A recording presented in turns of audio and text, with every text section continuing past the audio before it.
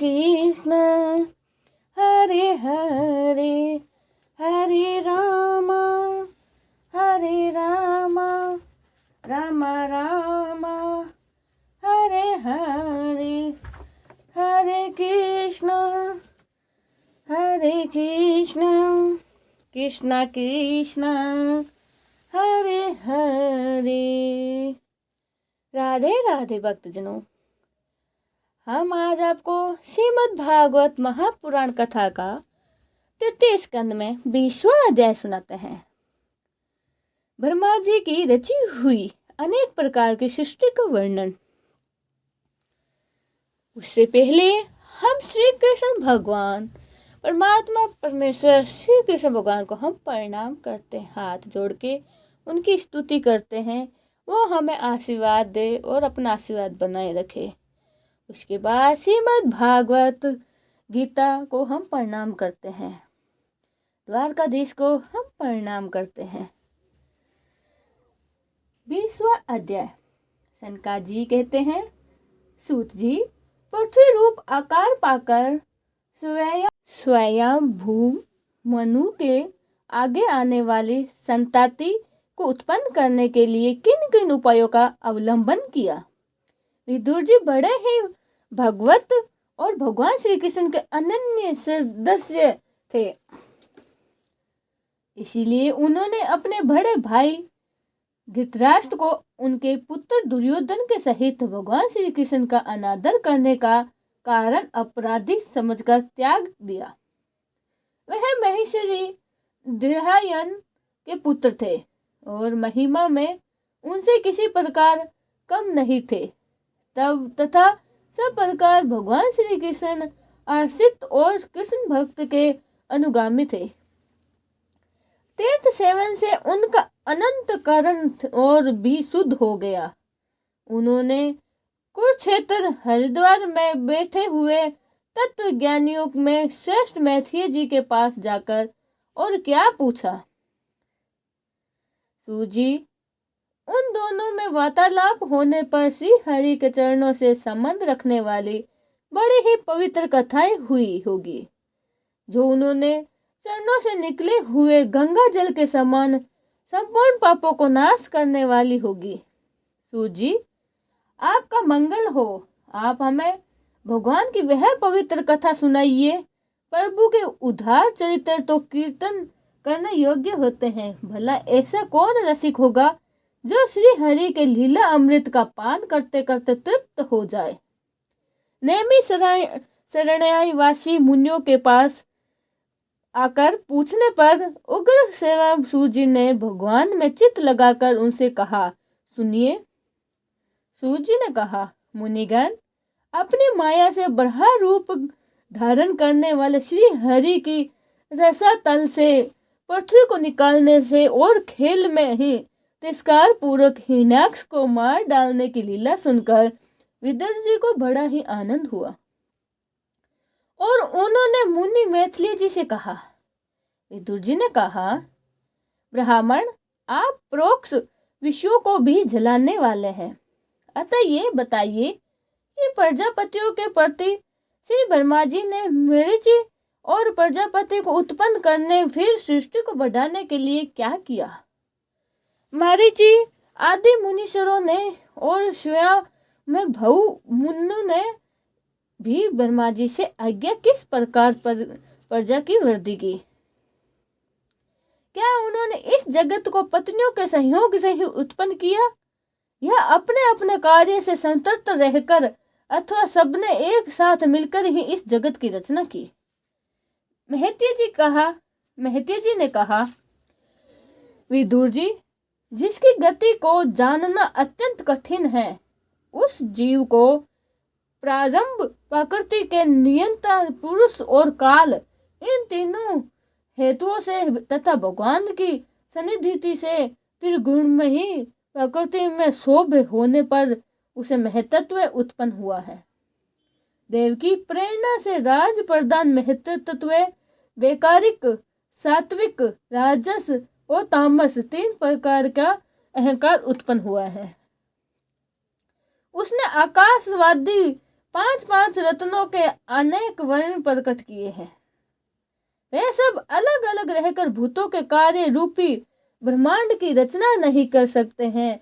इसीलिए उन्होंने भगवान की शक्ति से परस्पर संगठित होकर एक सर्वगुण अंडे की रचना की। अंडे चैतन्य शून्य अवस्था में 1000 वर्षों तक भी अधिक समय तक कारण पाबंदी के जल में पड़ा रहा। फिर उसमें से भगवान प्रवेश किया। उसमें अधिष्ठ होने पर भी उसकी नाभि से सहस्त्र सूर्य के समान अत्यंत एक कमल प्रकट हुआ, जो संपूर्ण जीव समुदाय का आश्रय था। उसी से स्वयं ब्रह्मा जी का आविर्भाव हुआ। जब ब्रह्मांड के गर्भ रूप जल में शयन करने वाले श्री नारायण देव ने ब्रह्मा जी के अनंत कारण में प्रवेश किया, तब वह पूर्व कल्पों में अपने ही द्वारा निश्चित की हुई नाम रूप में ही व्यवस्था के अनुसार लोगों की रचना करने लगे। सबसे पहले उन्होंने अपनी छाया से तामृत, अंधतामृस, तम मोह और महामोह यूं 5 प्रकार की अविद्या उत्पन्न की। ब्रह्मा जी को अपना वह तमोमय शरीर अच्छा नहीं लगा, अतः उन्होंने उसे त्याग दिया। तब जिससे भूख प्यास की उत्पत्ति होती है, ऐसे रात्रि रूप उस शरीर को उसी से उत्पन्न हुआ। यक्ष और राक्षसों ने ग्रहण कर लिया। उस समय भूख प्यास से अभिभुक्त होकर वे ब्रह्मा जी को खाने को दौड़ पड़े और कहने लगे, इसे खा जाओ, इसकी रक्षा मत करो, क्योंकि वह भूख प्यास से व्याकुल हो रहे थे। ब्रह्मा जी ने घबराकर उनसे कहा, अरे यक्ष राक्षसों, तुम मेरे संतान हो, इसीलिए मुझे भक्षण मत करो, मेरी रक्षा करो। उनमें से जिन्होंने कहा खा जाओ वह यक्ष हुए, और जिन्होंने कहा रक्षा मत करो वह राक्षस कहलाए। फिर ब्रह्मा जी ने सात्विक की प्रभा से देह दिए पयमान होकर मुख्य देवताओं की रचना की। उन्होंने कीड़ा करते हुए ब्रह्मा जी के त्यागने पर उनका वह दिन रूप प्रकाश में है शरीर ग्रहण कर लिया। इसके पश्चात ब्रह्मा जी ने अपने जंग देश से कामासक्त असुरों को उत्पन्न किया। वह अत्यंत ही काम लोपू होने के कारण उत्पन्न होते हुए मैथ्यू के लिए ब्रह्मा जी की ओर चले। यह देखकर पहले तो वह हंसे, किंतु फिर उन निर्जल असुरों को अपने पीछे लगा देखकर भयभीत और क्रोधित होकर बड़े जोर से भागे। तब उन्होंने भक्तों पर कृपा करने के लिए उनकी भावना के अनुसार दर्शन देने वाले शरणागत तत्वसल वरदायक श्री हरि के पास जाकर कहा, परमात्मा मेरी रक्षा कीजिए। मैंने तो आपकी ही आज्ञा से प्रजा उत्पन्न की थी, किंतु यह तो पाप में ही प्रवृत्त होकर मुझको ही तंग करने चले हैं। नाथ, एकमात्र आप ही दुखी जीवों का दुख दूर करने वाले हैं, और जो आपके चरण शरण में नहीं आते हैं उन्हें दुख देने वाले भी एकमात्र आप ही हैं। प्रभु तो प्रत्यक्ष सबके हृदय के जानने वाले हैं। उन्होंने ब्रह्मा जी की आतुरता देकर कहा, तुम अपने इस काम कुलक्ष्य शरीर को त्याग दो। भगवान के यूं कहते ही उन्होंने वह शरीर भी छोड़ दिया। ब्रह्मा जी का छोड़ा हुआ शरीर, वह शरीर एक सुंदरी स्त्री संध्या देवी के रूप में परिणित हो गया। उनके चरण कमलों के पायजेब इड़क कुर्त हो रहे थे, उनकी आंखें मतवाली थी और कमर करधनी की लहरों से सुशोभित हो रही थी। सजील साड़ी से ढकी हुई थी और उनके उभरे हुए स्तन इस प्रकार एक दूसरे से सटे हुए थे कि उनके बीच में कोई अंतर नहीं था। उसकी नासिका और दंतवली बड़ी ही सुघड़ थी तथा वह मधुर मधुर मुस्कुराती हुई असुरों की ओर हाव भावपूर्ण दृष्टि से देख रही थी। वह नीली नीली अलकावली से शोभित सुकुमारी मानो लज्जा के मारे अपने आंचल में ही सिमट जाती थी। विदुर जी उस सुंदरी को देखकर सब के सब असुर मोहित हो गए। अहो, इसका कैसा विचित्र रूप है, कैसा अलौकिक धैर्य और कैसी नई अवस्था है। देखो, हम काम पीड़ितों के बीच में एक ऐसी बेप्रवाही सी बीच रही है। इस प्रकार उन कुबुद्धि दैत्यों ने स्त्री रूपणी संध्या के विषय में तरह तरह के तर्क वितर्क करने लगे। फिर उसका बहुत आदर करते हुए प्रेमपूर्वक पूछा, सुंदरी, तुम कौन हो और किसकी पुत्री हो? भाभिमिनी, यहाँ तुम्हारे आने का क्या प्रयोजन है? तुम अपने अनूप रूप का यह बेमोल सौदा दिखाकर हम अभागों को क्यों तरसा रही हो? अबले तुम कोई भी हो न हो, हमें तुम्हारा दर्शन हुआ, यह बड़े ही सौभाग्य की बात है। तुम अपनी गेंदें उछाल उछाल कर तो हम दर्शनों के मन को मथे डालती हो। सुंदरी, जब तुम उछलती हुई गेंद पर ही अपनी हथेली की थपकी मारती हो, तब तुम्हारा चरण कमल एक जगह नहीं ठहरता। तुम्हारा कटी प्रदेश स्थूल स्तनों के भार से थका सा जाता है और तुम्हारी निर्मल दृष्टि से ही थकावट झलकने लगती है। अहो, तुम्हारा केश पास कैसा सुंदर है। इस प्रकार स्त्री रूप से प्रकट हुई उस संध्याकालीन संध्या ने उन्हें अत्यंत ही कामासक्त कर दिया और उन मुंडों ने उसे कोई रमणीय रतन समझकर ग्रहण कर लिया।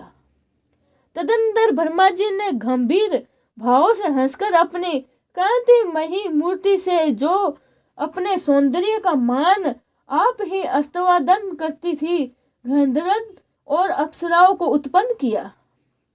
उन्होंने ज्यों ही रतन चांद्री का रूप अपने उस कार्तिमय प्रिय शरीर को त्याग दिया, उसी को विश्वासु आदि गंधर्व ने प्रसन्नता पूर्वक ग्रहण किया। इसके पश्चात भगवान ब्रह्मा ने अपनी तदंद्रा से भूत पिशाच उत्पन्न किए। उन्हें दिगंबर, वस्त्रहीन और बाल बिखेर देखकर आंखें मूंद ली।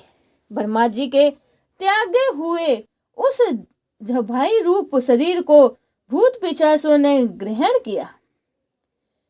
इसी को निंद्रा भी कहते हैं, जिसके जीवों की इंद्रियों में शिथिलता आती देखी जाती है। यदि कोई मनुष्य झूठे मुंह सो जाता है तो उस पर भूत पिशाच आदि आक्रमण करते हैं, उसी को उन्माद कहते हैं। फिर भगवान ब्रह्मा ने भावना की और मैं तेजस्वी हूँ और अपने अदृश्य रूप से ही संध्यागण एवं पितृगण की उत्पन्न किया है। पितरों ने अपनी उपदत्ति के साथ ही उस अदृश्य शरीर को ग्रहण कर लिया है। इसी को लक्ष्य में रखकर पंडित जन श्राद्ध आदि के द्वारा पितर और संध्यागण को कमस, पिंड और हव्य अर्पण करते हैं। अपनी तिरोधान शक्ति से ब्रह्मा जी ने सिद्ध और विधारों की दृष्टि की और उन्होंने अपना अंतर्धान नामक अद्भुत शरीर दिया। एक बार ब्रह्मा जी ने अपना प्रतिबिंब देखा, तब अपने को बहुत सुंदर मानकर उस प्रतिबिंब से किन्नर और किम पुरुष उत्पन्न किए। उन्होंने ब्रह्मा जी के त्याग देने पर उनका वह प्रतिबिंब शरीर ग्रहण किया। इसीलिए ये सब उस काल में अपनी पत्नियों के साथ मिलकर ब्रह्मा जी के गुण कर्मादि का गान करते हैं।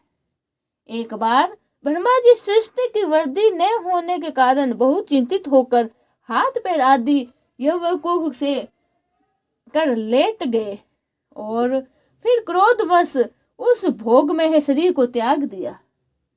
उससे जो बाल झड़कर गिरे वे ऐही हुए और उनके हाथ पैर सिकोड़ कर चलने से कुर स्वभाव सर्प और नाग हुए, जिनका शरीर फण रूप से कंधे के पास बहुत फैला होता है।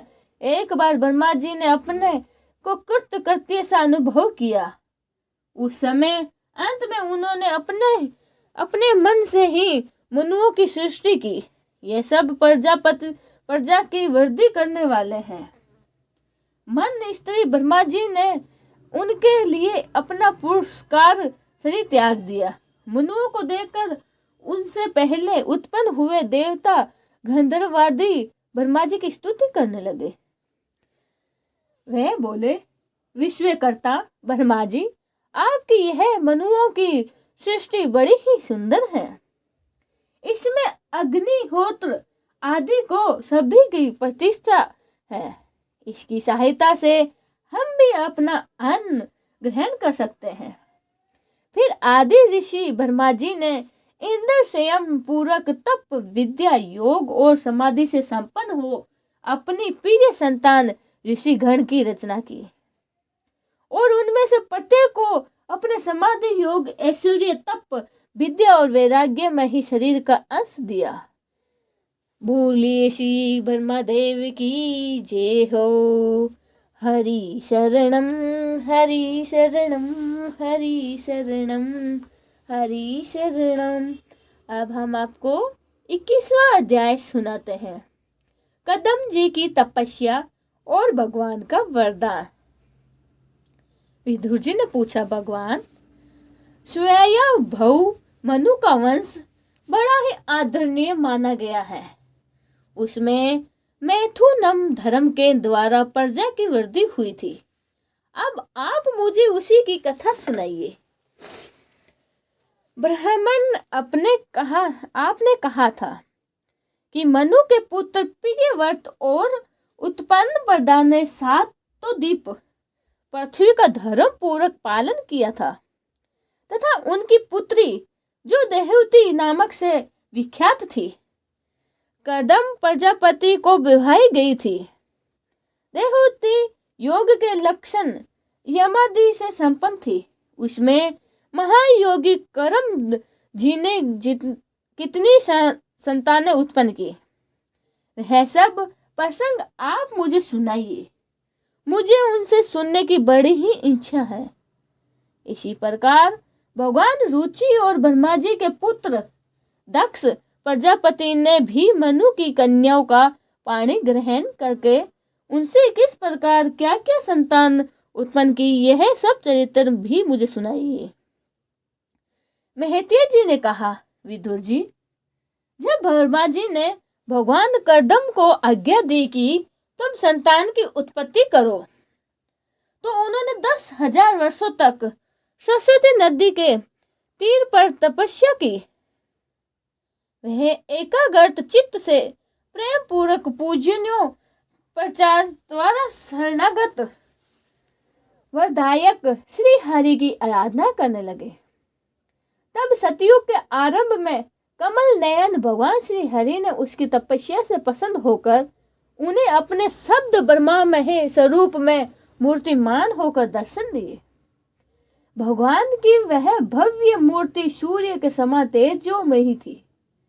वह गले में श्वेत कमल और कुदुम के फूलों की माला धारण किए हुए थे।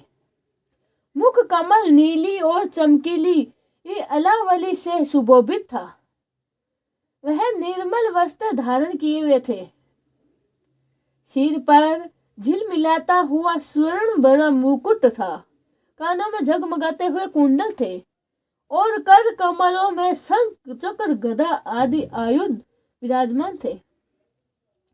उनके एक हाथ में कीड़ा के लिए श्वेत कमल सुशोभित था। प्रभु की मधुर मुस्कान भरी चित्तवनन चित्त को चुरा लेती थी। उनके चरण कमल गरुड़ जी के कंधों पर विराजमान थे तथा वक्ष स्थल में श्री लक्ष्मी जी और कंठ में कौस्तुभ मणि सुशोभित थी। प्रभु की इस प्रकार इस आकाश स्थित मनोहर मूर्ति का दर्शन करके कदम जी को बड़ा ही हर्ष हुआ। मानो उनकी सभी कामनाएं पूर्ण हो गई। उन्होंने आनंद हृदय से पृथ्वी पर सिर टोकर भगवान को साक्षात प्रणाम किया। फिर प्रेम परवन चित्त से हाथ जोड़ के सुमधुर वाणी से वे उनकी स्तुति करने लगे। कदम जी ने कहा, स्तुति करने योग्य परमेश्वर, आप संपूर्ण सतगुण के आधार हैं। योगी जन उत्तरोत्तर शुभ योनियों में जन्म लेकर अंत में योग स्थल होने पर आपके दर्शनों की इच्छा करते हैं। आज आपका वही दर्शन पाकर हमें नेत्रों का फल मिल गया। आपके चरण कमल भाव सागर से पार जाने के लिए जहाज हैं। जिनकी बुद्धि आपकी माया से मारी गई है, वह ही उन तुच्छ क्षणिक विषय सुखों के लिए ही जो नरक में भी मिल सकते हैं, उन चरणों का आश्रय लेते हैं, किंतु स्वभाव में आप तो उन्हें भी वह विष भोग भी दे देते हैं। प्रभु, आप कल्प वक्ष हैं। आपके चरण समस्त मनोरथों को पूर्ण करने वाले हैं। मेरा हृदय काम को तुलस है। मैं भी अपने अनुरूप स्वभाव वाली और गृहस्थ धर्म में पालन में सहायता चित्तवल्ली कन्या से विवाह करने के लिए आपके चरण कमल को शरण में आया हूँ। सर्वेश्वर, आप संपूर्ण लोकों के अधिपति हैं। नाना प्रकार की कामनाओं में फंसा हुआ यह लोक आपकी वेदवाणी रूप डोरी में बंधा हुआ है। धर्ममूर्ति, उसी का अनुगमन करता हुआ मैं काल रूप आपको आज्ञा पालन रूप पुरजो पहारादि संपन्न करता हूँ। प्रभु, आपके भक्त विषय सक्त लोगों और उन्हीं के मार्ग का अनुसरण करने वाला मुझे जैसे कर्म जड़ पशुओं को कुछ भी न गिनकर आपके चरणों की छत्र छाया का भी आश्रय लेते हैं तथा परस्पर आपके गुण न रूप मादक सुधा का ही पान करने के अपने सीधा पिताबरासादी देह धर्मों को साथ रहते हैं। प्रभु, यह काल चक्र बड़ा ही प्रबल है। साक्षात ब्रह्मा ही इसके घूमने की धुरी है। अधिक मास सहित 13 महीने अरे हैं, 360 दिन जोड़ हैं, 6 ऋतुएं हैं। हाल ही में अनंत क्षण पल आदि इसमें पत्रकार धाराएं तथा 3 चतुर्मास इसके आधारभूत नाभि है। यह अत्यंत ही वेगवान सप्त स्वरूप काल चक्र चराचर जगत तक आयु का छेदन करता हुआ घूमता रहता है, किंतु आपके भक्तों की आयु का ह्रास नहीं कर सकता। भगवान, जिस प्रकार मकड़ी स्वयं ही जाले को फैलाती है, उसकी रक्षा करती है, अंत में ही उसे निगल जाती है, उसी प्रकार आप अकेले ही जगत की रचना करने के लिए ही अपने अभिभय नामी योग माया को स्वीकार करके उसे अभिभक्त हुई अपनी सत्तावधी शक्तियों द्वारा सर्ग ही इस जगत की रचना करते हैं, पालन और संहार करते हैं। प्रभु, इस समय हमें अपनी तुलसी माला मंडित माया से परिचित सी दिखाई देने वाली सुगमणि मूर्ति से ही दर्शन दिया है। आप हम भक्तों को ही शब्दावली विषय सुख प्रदान करते हैं। वह माया होने के कारण ही यद्यपि आपको पसंद नहीं है, तथापि परिणाम में हमारा शुभ करने के लिए ही वो हमें प्राप्त है। नाथ, आप स्वरूप से निष्कर्ष होने पर भी माया के द्वारा सारे संसार का व्यवहार चलाने वाले हैं तथा थोड़ी सी उपासना करने वाले पर भी समस्त अभिलिप्त वस्तुओं की वर्षा करते हैं। आपके चरण कमल वंदनीय है। मैं आपको बार बार नमस्कार करता हूँ। मैथिली जी कहते हैं, भगवान की बोहे पर्ण है मुस्कान भरी, चितवन चंचल हो रही थी, गरुड़ जी के कंधे पर विराजमान थे। जब कदम जी ने इस प्रकार निष्कपट भाव से उनकी स्तुति की, तब वह उससे अमृतमयी वाणी से कहने लगे। श्री भगवान ने कहा, जिसके लिए तुमने आत्म संयमदि के द्वारा मेरी आराधना की है, तुम्हारे हृदय के उस भाव को जाकर मैंने पहले से ही उसकी व्याख्या कर दी है। प्रजापति, मेरी आराधना तो कभी भी निष्फल नहीं होती। फिर जिनका चिंतन निरंतर एकांत रूप से ही मुझ में ही लगा रहता है, उन तुम जैसे महात्माओं के द्वारा की हुई उपासना को तो भी अधिक फल मिलता है। प्रसिद्ध यशस्वी सम्राट शिवाभिमन्यु ब्रह्मावर्त से रहकर 7 समुद्र वाली सारी पृथ्वी का शासन करते हैं।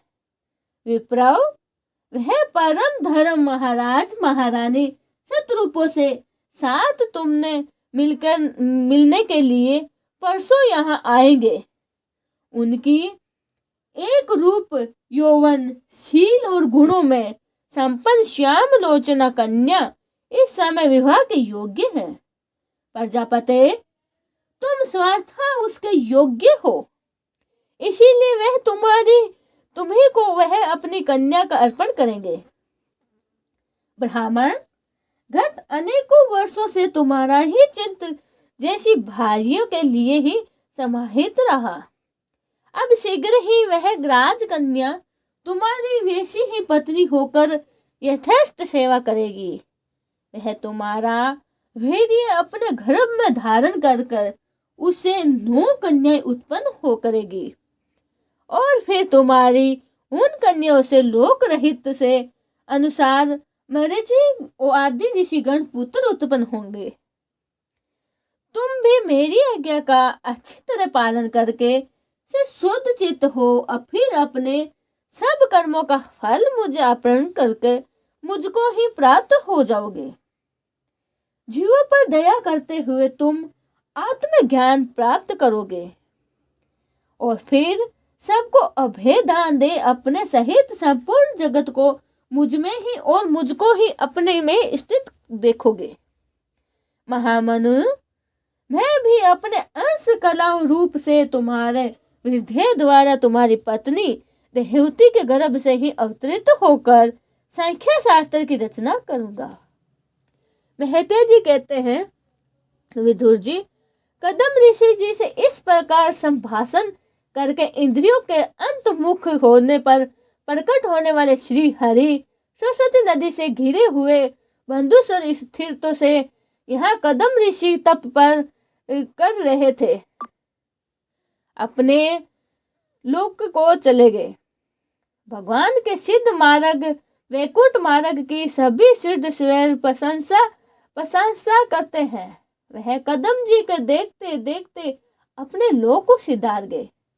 उस समय गरुड़ जी के पक्षों से जो शाम की आधारभूत रचनाएं निकल रही थी, उन्हें वह सुनते जाते थे। विदुर जी, श्री हरि के चले जाने पर भगवान कदम उनके बताए हुए समय की प्रतीक्षा करते हुए विदुर सरोवर पर ही ठहरे रहे। वीरवर इधर मुनि जी भी महारानी सतरूपा के साथ सुरवग जटिल रथ पर सवार होकर तथा उस पर अपनी कन्या को बिठाकर पृथ्वी पर विचरते हुए जो दिन भगवान ने बताया था, उसी दिन शांति परायण महेश्वरी कदम के आश्रम पर आ पहुंचे।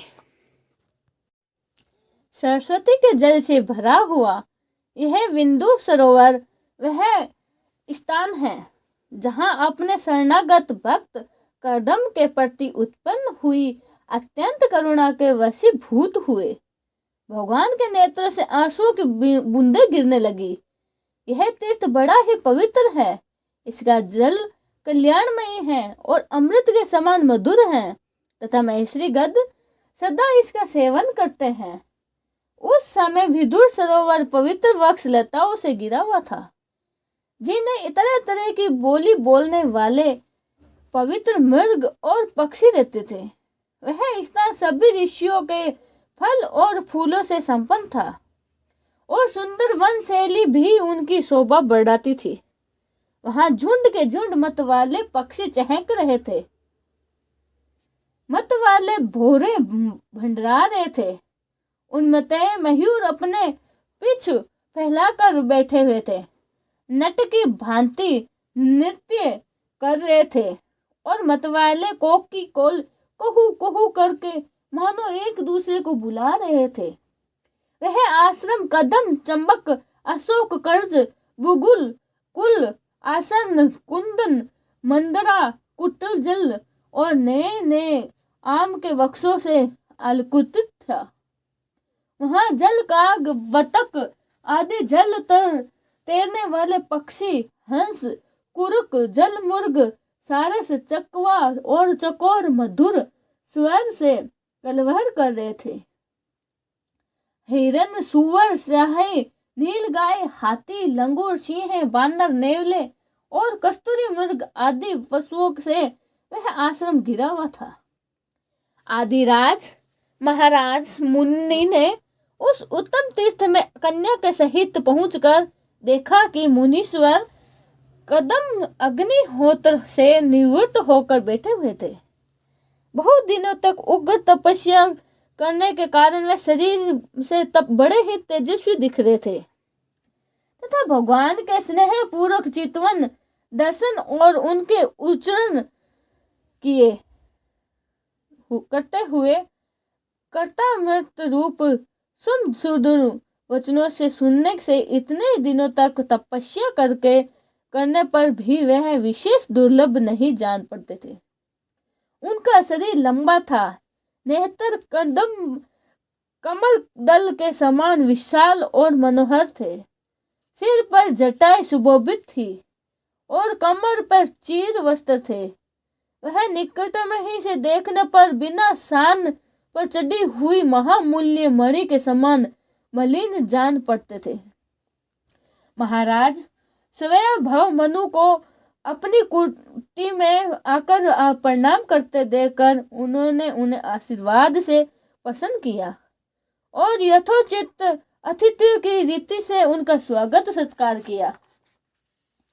जब मनु जी उनकी पूजा ग्रहण कर स्वस्थ चित्त से आसन पर बैठ गए, तब मुनि का कर्दम ने भगवान की आज्ञा का स्मरण कर उन्हें मधुर वाणी से प्रसन्न करते हुए इस प्रकार कहा। देव, आप भगवान विष्णु की पालन शक्ति रूप हैं, इसीलिए आपका घूमना फिरना निसंदेह सज्जनों की रक्षा और दुष्टों के सहारे के लिए ही होता है।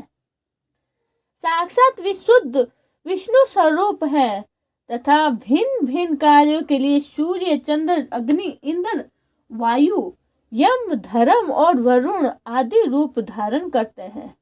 मैं आपको नमस्कार करता हूँ। आप मणियों में जड़े हुए जयदायक रथ पर सवार हो, अपने प्रचंड धनुष की टक्कर करते हुए उस रथ की घरघराहट से ही पापियों का भयभीत कर देते हो और अपनी सेना के चरणों से रूंधते हुए भूमंडल को कांपते अपनी उस विशाल सेना को साथ लेकर पृथ्वी पर सूर्य के समान विचरते हो। यदि आप ऐसा न करो तो चोर डाकू भगवान की बनाई हुई वर्ण आश्रम धर्म की मर्यादाओं को तत्काल ही नष्ट कर देते हैं तथा विषय लोप लोभी भी निर्कल मानवों द्वारा सर्वत्र अधर्म फैल जाए। यदि आप संसार की ओर से ही निश्चित हो जाए तो यह लोक दुराचारियों के पंजे में पकड़कर नष्ट हो जाता है। तो भी वीरवर मैं आपसे पूछता हूँ कि इस समय यहाँ आपका आवागमन किस प्रयोजन से हुआ है। मेरे लिए जो आज्ञा होगी उसे मैं निष्पक्ष भाव से सहज स्वीकार करूँगा।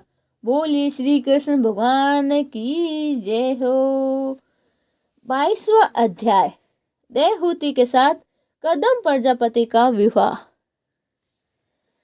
श्री महत्या जी कहते हैं, विदुर जी, इस प्रकार जब कदम जी ने मुनि जी के संपूर्ण गुणों और कर्मों की श्रेष्ठता का वर्णन किया तो उन्होंने उन्हें निवृत्त परायण मुनि से कुछ सकुचाते हुए कहा। मुनि जी ने कहा, मुने, वेद मूर्ति भगवान ब्रह्मा ने अपने वेद में विग्रह की रक्षा के लिए तप विद्या और योग से संपन्न तथा विश्व के आसंत आप ब्राह्मणों को अपने मुख से ही प्रकट किया है और फिर उन शास्त्र चरणों वाले विराट पुरुष ने आप लोगों की ही रक्षा करने के लिए अपनी शस्त्र भुजाओं से हम क्षत्रियों को ही उत्पन्न किया है।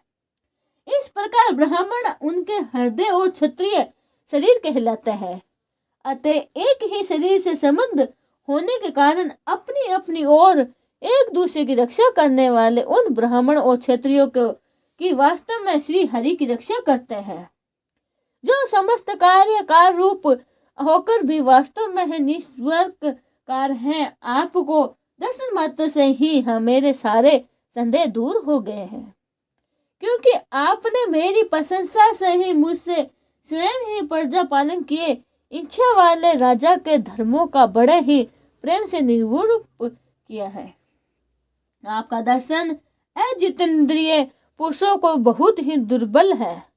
मेरा बड़ा ही भाग्य है जो मुझे आपका दर्शन हुआ। मैं आपके चरणों की मंगलमय ही रज अपने सिर पर चढ़ा सकता हूँ। मेरे भाग्य देह से ही आपने मुझे राज धर्मों की शिक्षा देकर मुझ पर महान अनुग्रह किया है और मैंने भी शुभ प्रारंभ का उदय होने से ही आपकी पवित्र वाणी कान खोल कर सुनी है। मुने, इस कन्या के स्नेहवश मेरा चित्त बहुत ही चिंताग्रस्त हो गया है। अतः मुझे दीन की यह प्रार्थना आप कृपा पूर्वक सुने। यह मेरी कन्या है जो प्रियव्रत और उतान पादक की बहन है। अवस्था, शील और गुण आदि में अपने योग्य पति को पाने की इच्छा रखती है। जब से इसने नारद जी के मुख से आपके शील, विद्या, रूप, आयु और गुणों का वर्णन सुना है, तभी से यह आपको अपना पति बनाने का निश्चय कर चुकी है। दिवजर, मैं बड़ी ही श्रद्धा से आपको यह कन्या समर्पण करता हूँ। आप इसे स्वीकार कीजिए। यह गर्ज ग्रह शस्त्रोचित कार्यों में के लिए ही सब प्रकार से आपके योग्य है। जो भोग स्वत प्राप्त हो जाए उसकी अवहेलना करना भी विभुक्त पुरुषों को उचित नहीं है। फिर विषयासक्त तो बात ही क्या है। जो पुरुष स्वयं प्राप्त हुए भोग का निरादर कर फिर भी किसी कुसुमणीय को आगे हाथ प्रसार करता है, उसका बहुत फैला हुआ यश भी नष्ट हो जाता है और दूसरे के तिरस्कार से मान भंग भी होता है। विधन, मैंने सुना है आप विवाह करने के लिए उद्धत आपका ब्रह्मचार्य तक सीमा तक ही आप नैष्ठिक ब्रह्मचार्य तो है ही नहीं। इसीलिए आप मेरी इस कन्या को स्वीकार कीजिए। मैं इसे आपको अर्पण करता हूँ। श्री कदम मुनि ने कहा, ठीक है, मैं विवाह करना चाहता हूँ और आपकी कन्या का अभी किसी के साथ वैज्ञदान नहीं हुआ है, इसीलिए हम दोनों का सर्वश्रेष्ठ ब्रह्मा विधि से विवाह होना उचित ही होगा। राजन, वेदों वक्त विवाह विधि में प्रसिद्ध जो ग्रह भ्रामी तय इत्यादि मंत्रों में बताया हुआ है काम है, वह आपकी इस कन्या के साथ हमारा संबंध होने से ही सफल होगा। भला जो अपनी अंग क्रांति से आभूषण दिक शोभा को भी तिरस्कार कर रही है, आपकी उस कन्या का कौन आदर न करेगा। वह एक बार यह अपने महल की छत पर गेंद खेल रही थी। गेंदे के पीछे इधर उधर दौड़ने के कारण इसके नेत्र चंचल हो रहे थे तथा पैरों के पाजेब मधुर झनकार करते जाते थे। उस समय मैंने इसे देखकर विश्ववसु गर्दन महावंश अचेत होकर अपने विमान से गिर पड़ा था। वहीं इस समय यहाँ स्वयं आकर प्रार्थना कर रही है। ऐसी अवस्था में कौन समझदार पुरुष इसे स्वीकार न करेगा। यह तो साक्षात आप महाराज श्री स्वयं भवमनु की दुल्हारी कन्या और उतान पद की प्यारी बहिना है तथा ये रमणियों में रतन के समान है। जिन लोगों के कभी श्री लक्ष्मी जी के चरणों की उपासना नहीं की थी उन्हें तो इसका दर्शन भी नहीं हो सकता। अतः मैं इसको आपकी इस साध्वी कन्या को अवश्य ही स्वीकार करूंगा, किंतु एक शर्त के साथ। जब तक इसके संतान न हो जाएगी तब तक मैं गृहस्थ धर्मानुसार इसके साथ रहूंगा। उसके बाद भगवान के बताए हुए संन्यास प्रदान निषेध सम दामदी धर्मों को अधिक महत्व दूंगा, जिससे इस विचित्र जगत की उत्पत्ति हुई है, जिसे ये लीन हो जाते हैं और जिनमें आश्रय से यह स्थित है। मुझे तो ये प्रजापतियों के भी पति भगवान श्री अनंत की सेवा में अधिक मान्य है। श्री महते जी कहते हैं, प्रचंड धनुधर विदुर कमरधर जी केवल इतना ही कह सकते हैं कि फिर वे हृदय भगवान कमल नाभ का ध्यान करते हुए मौन हो गए। उस समय उनके मंद हास्य युक्त मुख कमल को देख देवहूति का चित्त लुभा गया। मुनि जी ने कहा कि इस संबंध में महारानी सत्यरूपा और राजकुमारी शिष्ट की अनुमति। अतः उन्होंने अनेक गुणों से संपन्न कदम जी को उन्हीं के समान गुणवती कन्या का प्रसन्नता पूर्वक दान कर दिया। महारानी सत्यरूपा ने भी बेटी और दामाद को बड़े ही प्रेम पूर्वक बहुत से बहुमूल्य वस्त्र आभूषण और गृह शस्त्रों पात्र आदि दहेज में दिए। इस प्रकार सुयोग्य वर को अपनी कन्या देकर महाराज मनु निश्चित हो गए। चलती बार उनका वियोग न सहन सकने के कारण उन्होंने उत्कंठ वंश विहोचित होकर अपनी छाती पर चिपटा लिया और बेटी बेटी कहकर रोने लगे। उनकी आंखों से अश्रुओं की झड़ी लग गई। उन्हें देवहूति सिर के सारे बाल भिगो दिए। फिर वह मुनिवर कदम जी से पूछकर उनकी आज्ञा ले और रानी के सहित रथ पर सवार हुए और अपने सेवकों सहित ऋषि कुल सेविक सरस्वती नदी के दोनों तीरों पर मुनियों के आश्रमों की शोभा देखते हुए अपनी राजधानी को चले आए। जब ब्रह्मावर्त की प्रजा को यह समाचार मिला कि उनके स्वामी आ रहे हैं, तब वह अत्यंत ही आनंदित होकर स्तुति गीत एवं बाजे गाजे के साथ अगवानी करने के लिए ब्रह्मा पर्वत की राजधानी से बाहर आए। सब प्रकार के संप्रदायों से युक्त बृहस्पति नगरी मुनिजन की राजधानी थी, जहाँ पृथ्वी को रसातल से ही ले जाने पश्चात शरीर कांपते समय श्री वराह भगवान के रोम झड़कर गिरे थे। वह रोम ही निरंतर हरे भरे रहने वाले कुश और कार्स हुए, जिनके द्वारा मुनियों के यज्ञ में विघ्न डालने वाले दैत्यों का तिरस्कार कर भगवान यज्ञ रूपी यज्ञों द्वारा आराधना की है। महाराज मुनि ने श्री वराह भगवान से भूमि रूप निर्वास स्थान प्राप्त होने पर इसी स्थान से कुश और काश की बाह्य चटाई बिछाकर श्री यज्ञ भगवान की पूजा की थी। जिस बृहस्पति पुरी में मनुजी निवास करते थे, उसमें पहुंचकर उन्होंने अपने नाशक भवन में प्रवेश किया। वहां अपनी भार्य और संतानों के सहित वे धर्म अर्थ और मोक्ष के अनुकूल भोगों को भोगने लगे। प्रातः काल होने पर गण अपनी स्त्रियों के सहित उनका गुणगान करते थे, किंतु मुनि जी उसमें आसक्त न होकर प्रेम पूर्वक हृदय से श्री हरि की कथाएं ही सुनना करते थे।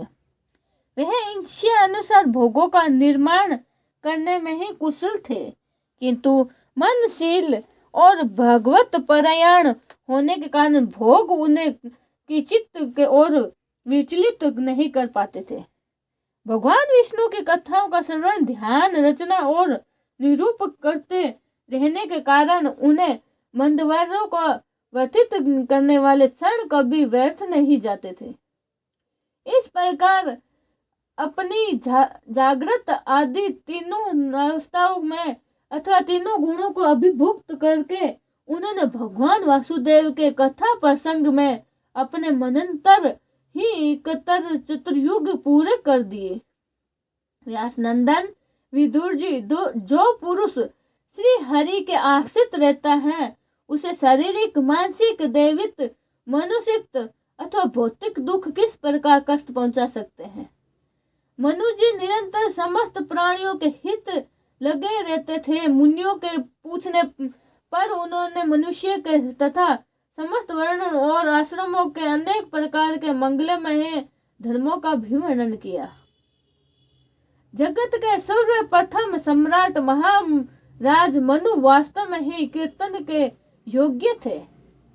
यह मैंने उनके अद्भुत चरित्र का वर्णन किया है। अब उनकी कन्या देवहूति प्रभाव सुनो। हरि शरणम हरि शरणम हरि शरणम हरि शरणम। भक्तजनों, अब कल हम आपको 23वां अध्याय सुनाएंगे।